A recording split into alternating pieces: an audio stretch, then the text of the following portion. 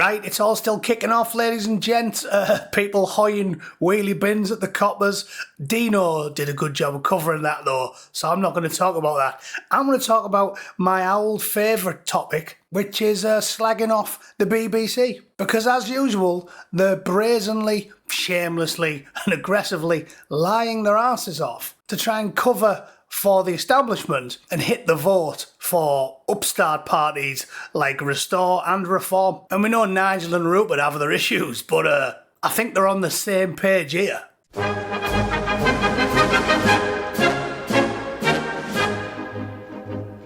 Right, so the first big story is that Rupert Lowe's accusing the BBC of election interference. Yeah, not the first time that's happened. Probably happens every single election that takes place in the United Kingdom. If you think the BBC isn't just there to ruthlessly enforce the orders of the establishment, you probably think three random Ukrainian rent boys just got the Prime Minister's address and vehicle registration and 2 gallons of petrol and a packet of Swans Vestas. They just found all that on Reddit. Yeah, it's mega easy to get the Prime Minister's home addresses. Of course it is. Rebecca Shepherd was left off the Question Time panel specifically for the Makerfield by-election despite polling third. So, I mean, it makes no sense at all, does it? Imagine them having a presidential debate in the United States and the third place candidate is just left off the stage. Have you seen how crowded the stage is for these debates? They have like the top 12 candidates on. And it's not like Question Time. I mean, what are they going to claim? They haven't got a big enough table. Have you ever watched Question Time? They get some proper no marks on Question Time. Think about it. I mean, even Lawrence Fox, bless him. I quite like the bloke, but he's just a sort of B-list actor when he's going on Question Time. This is prior to him getting made public enemy number 1 for espousing common sense views that 80% of the population shares. It says the BBC invited representatives from Labour, Conservative, Lib Dem. I mean, Lib Dems, there you go. What are they going to win? If I ran on Makerfield and I only had one policy and it was to boot every inhabitant in the bollocks, or I suppose they're not all men, punch the women in the tits while I'm at it, I'd probably get more votes than the Lib Dems. They're a complete non-entity in Makerfield. So what they're playing at? Greens, fair enough. Reform, fair enough. But that is ridiculous. Restore have got 4 times the numbers. And you can see when it happens, votes coming up soon, Restore will destroy the Lib Dems. The Lib Dems, they'll probably lose the deposit, the Lib Dems.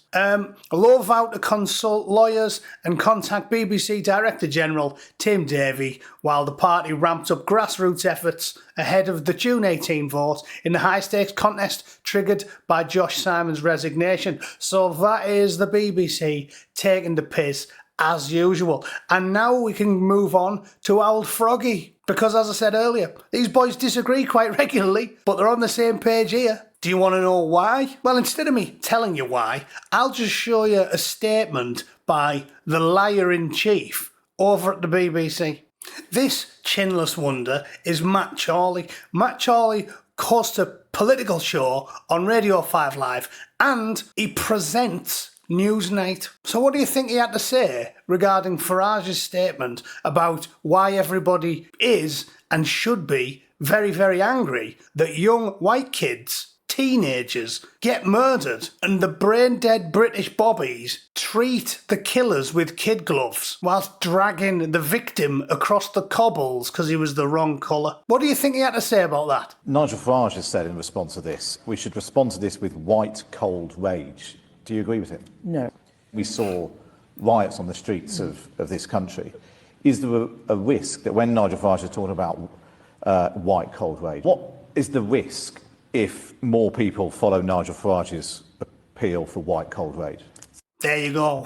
White, cold rage. Did he say that? No, he definitely didn't, did he? Because unlike James O'Brien, Owen Jones and everybody else on the left, he has actually got 2 brain cells to rub together and he wouldn't dream of putting the white word in the same sentence as rage, would he? Chorley responded this morning and said, I owe Nigel an apology. During last night's news night, we covered the murder of Henry Novak and the political reaction to the case, including discussing Nigel's comments about pure cold rage. However, I referred to white cold rage. This was a mistake on my part, a misremembering of the quote. Yeah, of course it was. Yeah, those words are very similar, aren't they? Although, it's quite telling, isn't it? If he somehow in his brain just sort of puts pure with white, it probably says a bit more about Matt Chorley than it does about Al Frogface, doesn't it? As you might expect, Nigel's got his knickers in a twist over it, and fair play to him. This is just electoral interference, as with Rupert Lowe. He had this to say, and I'm hoping he's going to try and sue the balls off them. My legal team have written to the BBC demanding a full on-air apology and investigation into the defamatory comments made about me on Newsnight. Enough is enough. Yeah, good idea. Not only should he demand an apology, he should sue them and then use the proceeds to hire some bulldozers that we can drive straight through Broadcasting House. Because I don't know about you, but I'm a little bit embarrassed that every 6 months a bunch of pill-popping perverts and pedos come out crawling out of the woodwork at the BBC. It's an international embarrassment. And they've got diddlers on the side of the building, for Christ's sake. I think I feel strongly about it because I've been a little bit damaged, you know, running a political, comical YouTube channel and talking about this stuff nearly every day. I think I probably saw more of Hugh Edwards' arse cheeks than his own mother.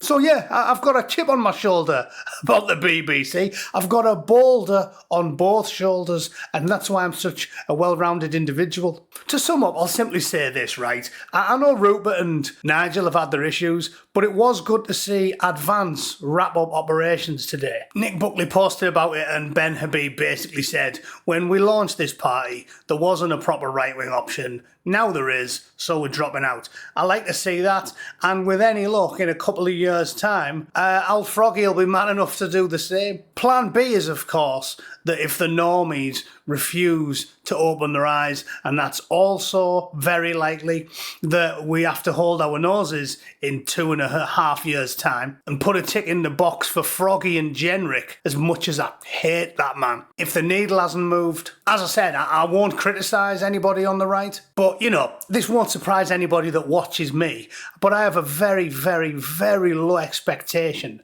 from the great British public. We've had people like Michael Adiwewo and Axel Rudu Kanubu and Salman Abedi and Valdo Calacane butchering English kids and young people for decades. It goes back to the London bombings and earlier, and no one pays a blind bit of attention. Say the name Valdo Calacane in a pub, try it next time you're in Wetherspoons, and see how many people actually know what you're talking about. We all know Restore's the better option, clearly. Farage is just doing what Johnson did, and saying what he needs to get in power, but he's clearly going to pander to the centre-left the entire time if he gets his foot in the door. So that's what I'm saying. I refrain from criticising them. The least worst option is definitely still an option. I still say that. Thanks to the fact Starmer has done his level best to completely annihilate the country.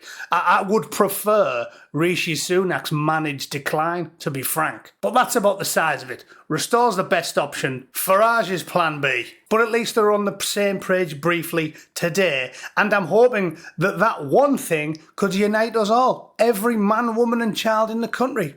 And that one thing is disgust and revulsion at the BBC and the nest of pill-popping kiddie fiddlers that work for them. But that's just my opinion. If you are unbending in your hatred for everybody that isn't Rupert Lowe, or right of him, if you work for UNN, let me know what you think in the comments down below. Thanks for tuning in. I'll see you all tomorrow. Toodle pip. Cheers.